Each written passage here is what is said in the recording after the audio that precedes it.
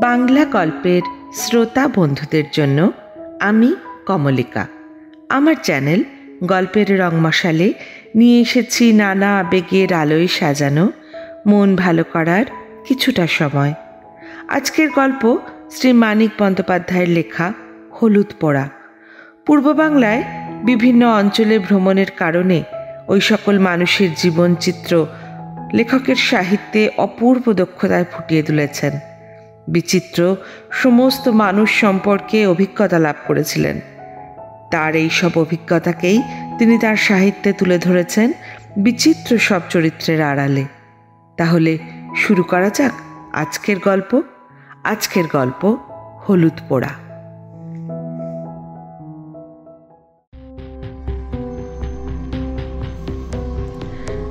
সে বছর কার্তিক মাসের মাঝামাঝি 3 দিন আগে পরে গায়ে দুটো খুন হয়ে গেল। একজন মাঝবয়সী জোয়ান মদ্য পুরুষ এবং 16-17 বছরের একটি রোগা ভীরু মেয়ে। গায়ের দক্ষিণে ঘোষেদের মজা পুকুরের ধারে একটা মরা গজারি গাছ বহু কাল থেকে দাঁড়িয়ে আছে। স্থানটি ফাঁকা, বন জঙ্গলের আব্রু নেই, কাছাকাছি শুধু কয়েকটা কলা গাছ। ওই গজারি গাছটার নিচে একদিন বলাই চক্রবর্তীকে মরে পড়ে থাকতে দেখা গেল। মাথাটা 8 চির হয়ে ফেটে গেছে, খুব সম্ভব অনেকগুলি লাঠির আঘাতে। চারিদিকে হইচই পড়ে গেল বটে, কিন্তু লোকে খুব বিস্মিত হলো না। বলাই চক্রবর্তীর এইরকম অপমৃত্যুই আশেপাশের 10টা গাঁয়ের লোক প্রত্যাশা করেছিল, অনেকে কামনাও করছিল। অন্যপক্ষে শুভ্রা মেয়েটির খুন হওয়া নিয়ে হইচই হলো কম, কিন্তু মানুষের বিস্ময় ও কৌতূহলের সীমা রইল না। গেরস্থ ঘরের সাধারণ ঘরোয়া মেয়ে, গাঁয়ের লোকের চোখের সামনে তার 8-10টি মেয়ের মতো বড় হয়েছে, বিয়ের পর শ্বশুরবাড়ি গেছে এবং মাসখানেক আগে যথারীতি বাপের বাড়ি ফিরে এসেছে ছেলে বিয়োবার জন্য। পাশের বাড়ির মেয়েরা পর্যন্ত কোনোদিন কল্পনা করার ছুতো পায়নি যে মেয়েটার জীবনে খাপছাড়া কিছু লুকোনো ছিল। এমন ভয়াবহ পরিণামের নাটকীয় উপাদান সঞ্চিত হয়েছিল। গাঁয়ে সব শেষের সাঁঝের বাতিটি বোধহয় তখন সবে জ্বালা হয়েছে। তখন বাড়ির পিছনে ডোবার ঘাটে শুভ্রার মতো মেয়েকে কে বা কারা যে কেন গলা টিপে মেরে রেখে যাবে ভেবে উঠতে না পেরে গাঁ শুদ্ধ লোক কেমন যেন অপ্রস্তুত হয়ে রইল। বছর 1.5 মেয়েটা শ্বশুর বাড়ি ছিল, গাঁয়ের লোকের চোখের আড়ালে।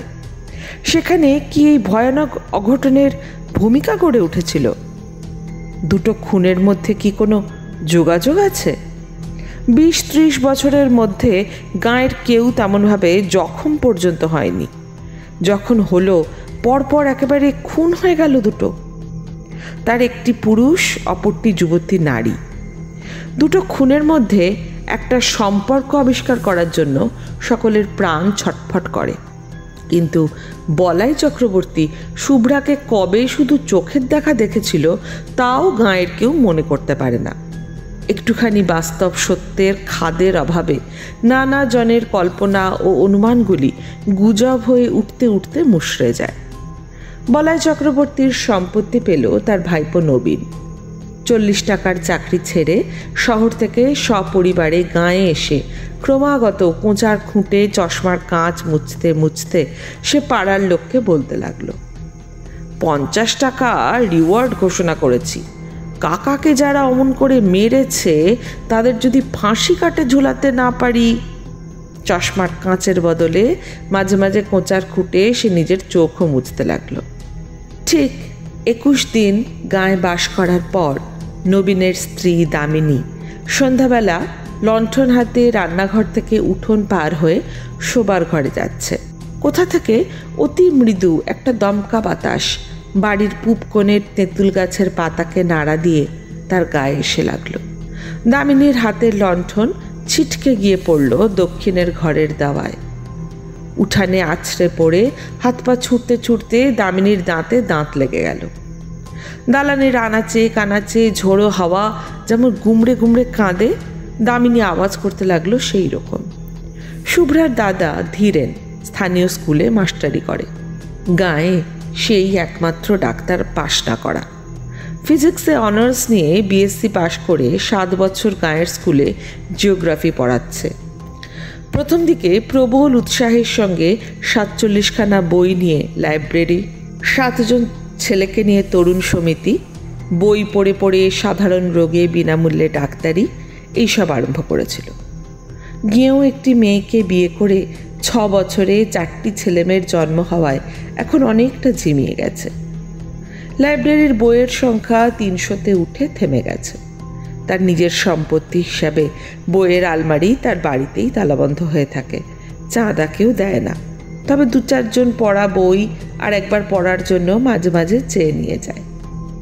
বছরে 2-3 বার তরুণ সমিতির মিটিং হয়। 4 আনা 8 আনা ফি নিয়ে এখন সে ডাক্তারি করে, ওষুধও বিক্রি করে। ধীরেনকে যখন ডেকে আনা হলো, কলসি কলসি জল ঢেলে দামিনীর মূর্ছা ভাঙা হয়েছে, কিন্তু সে তাকাচ্ছে অর্থহীন দৃষ্টিতে, আপন মনে হাসছে আর কাঁদছে, এবং যারা তাকে ধরে রেখেছিল তাদের আঁচড়ে কামড়ে পালিয়ে যাবার চেষ্টা করছে। ধীরেন গম্ভীর চিন্তিত মুখে বলল, শাহপুরের কৈলাস ডাক্তারকে একবার ডাকা দরকার। আমি চিকিৎসা করতে পারি, তবে কি জানেন, আমি তো পাশ করা ডাক্তার নই, দায়িত্ব নিতে ভরসা হচ্ছে না। বুড়ো পঙ্কজ ঘোষাল বলাই চক্রবর্তীর অনুগ্রহে বহু কালে সপরিবারে পুরী পুষ্ট হয়েছিলেন। তিনি বললেন, ডাক্তার ডাক্তার কি হবে? তুমি আমার কথা শোনো বাবা নবীন, কুঞ্জকে অবিলম্বে ডেকে পাঠাও। গাঁয়ের যারা ভিড় করেছিল তারা প্রায় সকলেই বুড়ো ঘোষালের কথায় সায় দিল। নবীন জিজ্ঞেস করল, কুঞ্জ কত নেয়? ধীরেন বলল, ছি, ওসব দুর্বুদ্ধি করো না নবীন। আমি বলছি তোমায়, এটা অসুখ, অন্য কিছু নয়। লেখাপড়া শিখেছ, জ্ঞান বুদ্ধি আছে, তুমিও কি বলে কুঞ্জকে চিকিৎসার জন্য ডেকে পাঠাবে? নবীন আমতা আমতা করে বলল, এসব খাপ ছাড়া অসুখে ওদের চিকিৎসাই ভালো ফল দেয় ভাই। বয়সে নবীন 3-4 বছরের বড়, কিন্তু এককালে দুজনে একসঙ্গে স্কুলে একই ক্লাসে পাশাপাশি বসে লেখাপড়া করত। বোধহয় সেই খাতিরেই কৈলাস ডাক্তার ও কুঞ্জ মাঝি দুজনকে আনতেই নবীন লোক পাঠিয়ে দিল। কুঞ্জই আগে এলো। লোক পৌঁছবার আগেই সে খবর পেয়েছিল চক্রবর্তীদের বউকে অন্ধকারের অশরীরী শক্তি আয়ত্ত করেছে। কুঞ্জ নামকরা গুণিন, তার গুণপনা দেখবার লোভে আরও অনেকে এসে ভিড় বাড়িয়ে দিল। ভর সাঁঝে ভর করেছেন, সহজে ছাড়বেন না। এই বলে সকলকে ভয় দেখিয়ে সঙ্গে সঙ্গে আবার অভয় দিয়ে কুঞ্জ বলল, তবে ছাড়তে হবেই শেষ তক। কুঞ্জ মাঝির সাথে তো চালাকি চলবে না। ঘরের দাওয়া থেকে সকলকে উঠোনে নামিয়ে দেওয়া হলো। বিড়বিড় করে মন্ত্র পড়তে পড়তে কুঞ্জ দাওয়ায় জল ছিটিয়ে দিল। দামিনীর এলো চুল শক্ত করে বেঁধে দেওয়া হলো দাওয়ার একটা খুঁটির সঙ্গে। দামিনীর না রইল বসবার উপায়, না রইল পালাবার ক্ষমতা। তাকে আর কারো ধরে রাখবার প্রয়োজন রইল না। নড়তে গিয়ে চুলে টান লাগায় দামিনী আর্তনাদ করে উঠতে লাগলো। কুঞ্জ টিটকিরি দিয়ে দিয়ে বলতে লাগলো, রও বাছাধন রও, এখনই হয়েছে কি, মজাটি টের পাওয়াচ্ছি তোমায়। ধীরেন প্রথম দিকে চুপ করেছিল। বাধা দিয়ে লাভ নেই, গায়ের লোক কথা শোনে না, বিরক্ত হয়। এবারে ধৈর্য রাখতে পারল না। তুমি কি পাগল হয়ে গেছো নবীন? তুমি চুপ করো ভাই। উঠোনে 30-35 জন পুরুষ ও নারী এবং গোটা 5 লণ্ঠন জড়ো হয়েছে। মেয়েদের সংখ্যা খুব কম, যারা এসেছে বয়সও তাদের বেশি। কম বয়সী মেয়েরা আসতে সাহস পায়নি, অনুমতিও পায়নি। যদি ছোঁয়াচ লাগে, নজর লাগে, অপরাধ হয়। মন্ত্রমুগ্ধের মতো এতগুলি মেয়ে পুরুষ দাওয়ার দিকে তাকিয়ে ঘেঁষাঘেঁষি করে দাঁড়িয়ে থাকে। এই দুর্লভ রোমাঞ্চ থেকে তাদের বঞ্চিত করার ক্ষমতা নবীনের নেই। দাওয়াটি যেন স্টেজ, সেখানে যেন মানুষের জ্ঞান বুদ্ধির অতীত রহস্যকে সহজবোধ্য নাটকের রূপ দিয়ে অভিনয় করা হচ্ছে। ঘরের দুয়ারে কুঞ্জ যেন আমদানি করেছে জীবনের শেষ সীমানার ওপারের ম্যাজিক। এমন ঘরোয়া, এমন বাস্তব হয়ে উঠেছে দামিনীর মধ্যে অদেহী ভয়ঙ্করের এই ঘনিষ্ঠ আবির্ভাব। ভয় সকলে ভুলে গেছে, শুধু আছে তীব্র উত্তেজনা এবং কৌতূহল ভরা পরম উপভোগ্য শিহরণ। এক পা সামনে গিয়ে পাশে সরে পিছু হটে সামনে পিছনে দুলে দুলে কুঞ্জ দুর্বোধ্য মন্ত্র আওড়াতে থাকে। মালসাতে আগুন করে তাতে সে একটি দুটি শুকনো পাতা আর শিকড় উঠতে দেয়।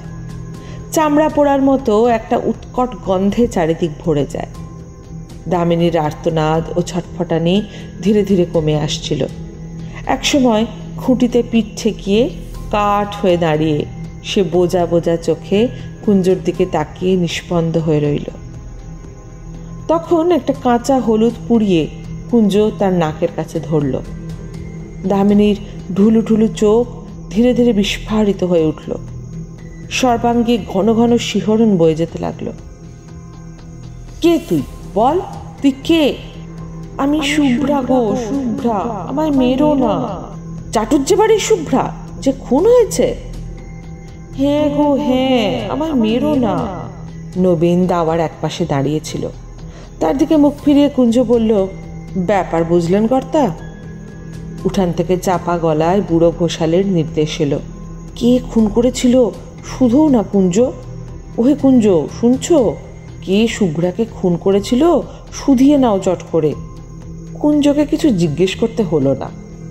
দামিনী নিজে থেকে ফিসফিস করে জানিয়ে দিল, বলাই খুড়ো আমায় খুন করেছে। নানাভাবে ঘুরিয়ে ফিরিয়ে অনেকবার তাকে প্রশ্ন করা হলো। দামিনীর মুখ দিয়ে এছাড়া আর কোনো জবাব বার হলো না যে সে শুভ্রা এবং বলাই তাকে খুন করেছে। তারপর একসময় তার মুখ বন্ধ হয়ে গেল। নাকে হলুদ পোড়া ধরেও আর তাকে কথা বলানো গেল না। কুঞ্জ অন্য একটি প্রক্রিয়ার আয়োজন করছিল, কিন্তু কৈলাস ডাক্তার এসে পড়ায় আর সুযোগ পেল না। কৈলাসের চেহারাটি জমকালো, প্রকাণ্ড শরীর, এক মাথা কাঁচা পাকা চুল, মোটা ভুরু আর মুখময় খোঁচা খোঁচা গোঁপদাড়ি। এসে দাঁড়িয়েই ষাঁড়ের মতো গর্জন করতে করতে সে সকলকে গালাগাল দিতে আরম্ভ করলো। কুঞ্জর আগুনের মালসা তার দিকে লাথি মেরে ছুঁড়ে দিয়ে বলল, দাঁড়া হারামজাদা, তোকে ফাঁসি কাটে ঝুলাচ্ছি। ওষুধ দিয়ে বৌমাকে আজ মেরে ফেলে থানায় তোর নামে রিপোর্ট দেবো, তুই খুন করেছিস। কৈলাস খুঁটিতে বাঁধা চুল খুলে দামিনীকে ঘরে নিয়ে গিয়ে বলাইয়ের দাদামশাইয়ের আমলের প্রকাণ্ড খাটের বিছানায় শুইয়ে দিল। প্যাট করে তার বাহুতে ছুঁচ ফুটিয়ে গায়ে ঢুকিয়ে দিল ঘুমের ওষুধ। দামিনী কাতরভাবে বলল, আমায় মেরো না গো, মেরো না, আমি শুভ্রা, চাটুর্যে বাড়ির শুভ্রা। কয়েক মিনিটের মধ্যে সে ঘুমিয়ে পড়ল। দামিনীর মুখ দিয়ে শুভ্রা বলাই চক্রবর্তীর নাম করায় অনেক বিশ্বাসীর মনে যে ধাঁধার সৃষ্টি হয়েছিল, বুড়ো ঘোষালের ব্যাখ্যা শুনে সেটা কেটে গেল। শুভ্রার 3 দিন আগে বলাই চক্রবর্তী মরে গিয়েছিল সন্দেহ নেই, কিন্তু শুধু জ্যান্ত মানুষ কি মানুষের গলা টিপে মারে? আর কিছু মারে না? শ্মশানে মশানে দিনক্ষণ প্রভৃতির যোগাযোগ ঘটলে পথ ভোলা পথিকের ঘাড় তবে মাঝে মাঝে মোটকে দেয় কিসে? ব্যাখ্যাটা দেওয়া উচিত ছিল কুঞ্জগুণীর। বুড়ো ঘোষাল আগেই সকলকে শুনিয়ে দেওয়াতে জোর গলায় তাকে সমর্থন করেই নিজের মর্যাদা বাঁচানো ছাড়া তার উপায় রইল না। তবে কথাটাকে সে ঘুরিয়ে দিল একটু অন্যভাবে, যার ফলে অবিশ্বাসীর মনে পর্যন্ত খটকা বাঁধা সম্ভব হয়ে উঠল। বলাই চক্রবর্তী শুভ্রাকে খুন করেছে বটে, কিন্তু সোজাসুজি নিজে নয়, কারণ মরার 1 বছরের মধ্যে সেটা কেউ পারে না। ওই সময়ের মধ্যে শ্রাদ্ধ শান্তি না হলে তবেই সোজাসুজি মানুষের ক্ষতি করার ক্ষমতা জন্মায়। বলাই চক্রবর্তী একজনকে ভর করে তার মধ্যস্থতায় শুভ্রাকে খুন করেছে তার রক্তমাংসের হাত দিয়ে। না, যাকে সে ভর করেছিল তার কিছু মনে নেই। মনে কি থাকে? এক রাত্রে অনেক কান ঘুরে পরদিন সকালে এই কথাগুলি ধীরেনের কানে গেল। অগ্রহায়ণের উজ্জ্বল মিঠে রোদ তখন চারিদিকে ছড়িয়ে আছে। বর্ষার পরিপুষ্ট গাছে আর আগাছার জঙ্গলে যেন পার্থিব জীবনের ছড়াছড়ি। বাড়ির পিছনে ডোবাটি কচুরিপানায় আচ্ছন্ন। গাঢ় সবুজ অসংখ্য রসালো পাতা, বর্ণনাতীত কোমল রঙের অপরূপ ফুল। তালগাছের সুঁড়ির ঘাটটি কার্তিক মাসেও প্রায় জলে ডুবেছিল। এখন জল কমে অর্ধেকের বেশি ভেসে উঠেছে। টুকরো বসিয়ে ধাপগুলি এবারে ধীরেন বিশেষ করে শুভ্রার জন্য বানিয়ে নিয়েছিল। 7 মাসের গর্ভ নিয়ে ঘাটে উঠতে নামতে সে যাতে পা পিছলে আছাড় না খায়। পাড়ার মানুষ বাড়ি বয়ে গায়ের গুজব শুনিয়ে গেল। আবেষ্টনীর প্রভাবে উদ্ভট কথাগুলি সঙ্গে সঙ্গে ধীরেনের মন থেকে বাতিল হয়ে গেল। ক্ষুব্ধ হবার অবসরস পেল না। ডোবার কোন দিক থেকে কিভাবে কে সেদিন সন্ধ্যার ঘাটে এসেছিল, কেন এসেছিল, এই পুরনো ভাবনা সে ভাবছিল অনেকক্ষণ থেকে।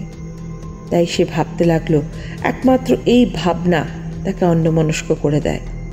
ক্ষোভ ও বিষাদের তার এত প্রাচুর্য এখন যে মাঝে মাঝে কিছুক্ষণের জন্য অন্যমনস্ক হতে না পারলে তার অসহ্য কষ্ট হয়। অন্য কোনো বিষয়ে তার মন বসে না। ভাতের থালা সামনে ধরে দিয়ে শান্তি বলল, আমার কিন্তু মনে হয় তাই হবে, নইলে। কটমট করে তাকিয়ে ধীরেন ধমক দিয়ে বলল, চুপ, যা খুশি মনে হোক তোমার, আমায় কিছু বলবে না, খবরদার।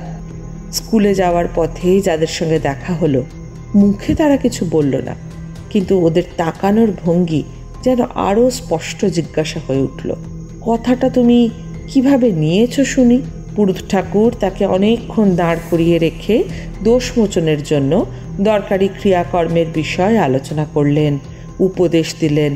বিশেষ করে বলে দিলেন যে স্কুল থেকে ফিরবার সময় তার বাড়ি থেকে সে যেন তার নিজের ও বাড়ির সকলের ধারণের জন্য মাদুলি নিয়ে যায়।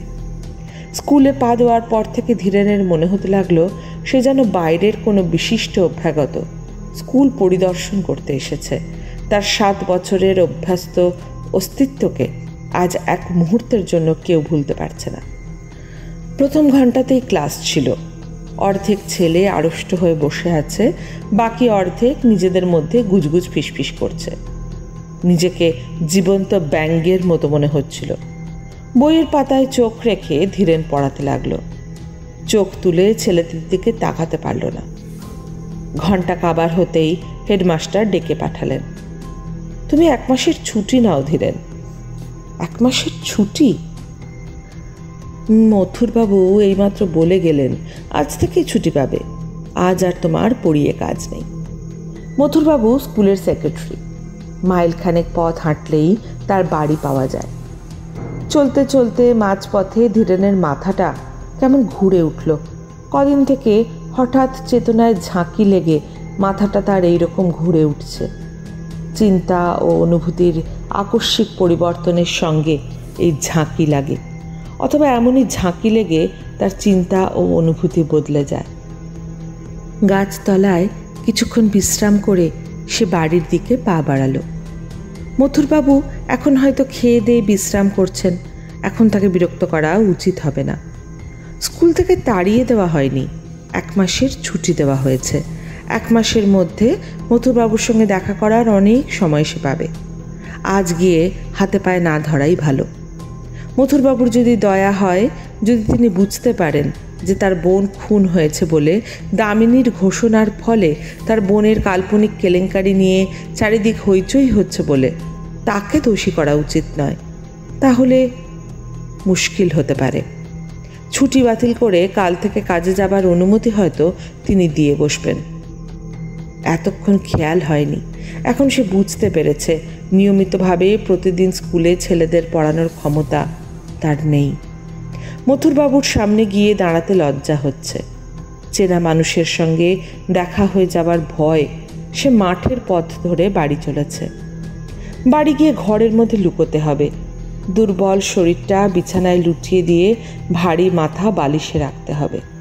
সারা দুপুর ঘরের মধ্যে শুয়ে বসে ছটফট করে কাটিয়ে শেষ বেলায় ধীরেন উঠোনে বেরিয়ে এলো। মাজা বাসন হাতে নিয়ে শান্তি ঘাট থেকে উঠে আসছিল। ডোবার ধারে প্রকাণ্ড বাঁশঝাড়টায় মানুষের ছায়ার মতো কি যেন একটা নড়াচড়া করছে। ধীরেন আর্তনাদ করে উঠল, কে ওখানে, কে? শান্তির হাতের বাসন ঝনঝন শব্দে পড়ে গেল। উঠি পড়ি করে কাছে ছুটে এসে ভয়ার্ত কণ্ঠে সে জিজ্ঞাসা করল, কোথায় কে, কোনখানে? বাঁশঝাড় থেকে চেনা গলায় আওয়াজ এলো, আমি মাস্টারবাবু বাঁশ কাটছি। কে তোকে বাঁশ কাটতে বলেছে? শান্তি বলল, আমি বলেছি। খেন্তি পিসি বলল, নতুন একটা বাঁশ কেটে আগা মাথা একটু পুড়িয়ে ঘাটের পথে আড়াআড়ি ফেলে রাখতে। ভোরে উঠে সরিয়ে দেব, সন্ধ্যের আগে পেতে রাখবো। তুমি যেন আবার ভুল করে বাঁশটা ডিঙিয়ে যেও না। সন্ধ্যার আগেই শান্তি আজকাল রাঁধা বাড়া আর ঘরকন্নার সব কাজ শেষ করে রাখে। অন্ধকার ঘনিয়ে আসার পর ধীরেনকে সঙ্গে না নিয়ে বড় ঘরের চৌকাঠ পার হয় না। ছেলে মেয়েদেরও ঘরের মধ্যে আটকে রাখে। সন্ধ্যা থেকে ঘরে বন্দি হয়ে ধীরেন আকাশ পাতাল ভাবে, আর মাঝে মাঝে সচেতন হয়ে ছেলে মেয়েদের আলাপ শোনে। ছোট পিসি ভূত হয়েছে। আরে ভূত নয়, পেতনি। ব্যাটা ছেলে ভূত হয়। ঘরের মধ্যেও কারণে অকারণে শান্তি ভয় পেয়ে আঁতকে ওঠে। কাল প্রথম রাত্রে একটা পেঁচার ডাক শুনে ধীরেনকে আঁকড়ে ধরে গোঙাতে গোঙাতে বমি করে ফেলেছিল। বড় ঘরের দাওয়ার পূব প্রান্তে বসে তামাক টানতে টানতে দিনের আলো ম্লান হয়ে এলো। এখানে বসে ডোবার ঘাট আর দুধারের বাঁশ ঝাড় ও জঙ্গল দেখা যায়। জঙ্গলের পর সেনেদের কলাবাগান। সেনেদের কাছারি ঘরের পাশ দিয়ে দূরে বসেদের মজা পুকুরের তীরে মরা গজারি গাছটার ডগা চোখে পড়ে। অন্ধকার হবার আগেই কুয়াশার প্রথমে গাছটা, তারপর সেনেদের বাড়ি আবছা হয়ে ঢাকা পড়ে যায়। তুমি কি আর ঘাটের দিকে যাবে? শান্তি জিজ্ঞেস করল। না, তবে বাঁশটা পেতে দাও। বাঁশ পাততে হবে না। শান্তি কয়েক মুহূর্ত চুপ করে দাঁড়িয়ে রইল। তোমার চোখ লাল হয়েছে, টকটকে লাল। হোক। শোবার ঘর আর রান্নাঘরের ভিটের সঙ্গে দুটি প্রান্ত ঠেকিয়ে শান্তি নিজেই বাঁশটা পেতে দিল। কাঁচা বাঁশের দুপ্রান্তের খানিকটা পুড়িয়ে দেওয়া হয়েছে। অশরীরী কোনো কিছু এই বাঁশ ডিঙোতে পারবে না। ঘাট থেকে শুভ্রা যদি বাড়ির উঠোনে আসতে চায়, এই বাঁশ পর্যন্ত এসে ঠেকে যাবে। আলো জ্বালার আগেই ছেলে মেয়েদের খাওয়া শেষ হলো।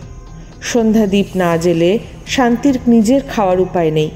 ভালো করে সন্ধ্যা হওয়ার আগেই সে তাড়াতাড়ি দ্বীপ জেলে ঘরে ঘরে দেখিয়ে শাঁখে ফুঁ দিল। 10 মিনিটের মধ্যে নিজে খেয়ে ধীরেনের ভাত বেড়ে ঢাকা রেখে দিয়ে রান্নাঘরে তালা দিয়ে কাপড় ছেড়ে ঘরে গিয়ে ঢুকল। বিকালে আজকাল সে মাছ রান্না করে না। এঁটো কাটা নাকি অশরীরী আত্মাকে আকর্ষণ করে। খাওয়ার হাঙ্গামা খুব সংক্ষেপে, সহজে এবং অল্প সময়ে সম্পন্ন হয়ে যায়। ঘরে আসবে না? না। তখনও আকাশ থেকে আলোর শেষ আভাসটুকু মুছে যায়নি। 2-3টি তারা দেখা দিয়েছে। আরও কয়েকটি দেখা দিতে দিতে আবার হারিয়ে যাচ্ছে। আর 1 মিনিট কি 2 মিনিটের মধ্যে রাত্রি শুরু হয়ে যাবে। জীবিতের সঙ্গে মৃতের সংযোগ স্থাপনের সবচেয়ে প্রশস্ত সময় সন্ধ্যা। ভর সন্ধ্যাবেলা শুভ্রা দামিনীকে আশ্রয় করেছিল। আজ সন্ধ্যা পার হলে রাত্রি আরম্ভ হয়ে গেলে চেষ্টা করেও শুভ্রা হয়তো তার সঙ্গে কথা বলতে পারবে না। আর দেরি না করে এখনই শুভ্রাকে সুযোগ দেওয়া উচিত। চোরের মতো ভিটে থেকে নেমে বাঁশ ডিঙিয়ে ধীরেন পা টিপে টিপে ডোবার মাঠের দিকে এগিয়ে গেল। অদ্ভুত বিকৃত গলায় ডাক শুনে শান্তি লণ্ঠন হাতে ঘর থেকে বেরিয়ে এলো। বাঁশের ওপারে দাঁড়িয়ে হিংস্র জন্তুর মতো চাপা গর্জনের মতো গম্ভীর আওয়াজে ধীরেন তার নিজের নাম ধরে ডাকাডাকি করছে। গেঞ্জি আর কাপড়ে কাদা ও রক্ত মাখা, ঠোঁট থেকে চিবুক বেয়ে ফোঁটা ফোঁটা রক্ত গড়িয়ে পড়ছে। বাঁশটা সরিয়ে দাও। ডিঙিয়ে এসো, বাঁশ ডিঙিয়ে চলে এসো। কি হয়েছে, পড়ে গেছো নাকি?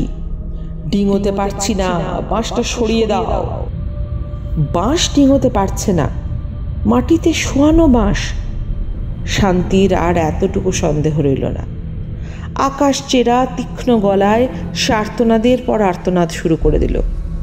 তারপর প্রতিবেশী এলো, পাড়ার লোক এলো, গাঁয়ের লোক এলো, কুঞ্জ এলো।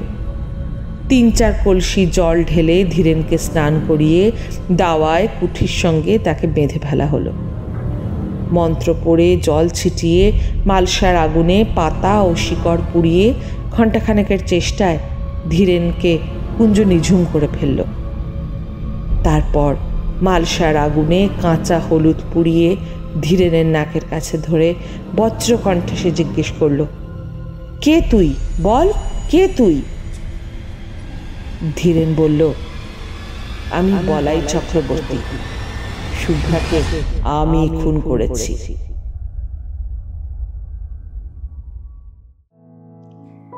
আপনারা শুনছিলেন আজকের গল্প হলুদ পোড়া। কেমন লাগলো আপনাদের? জানার অপেক্ষায় থাকবো আমি।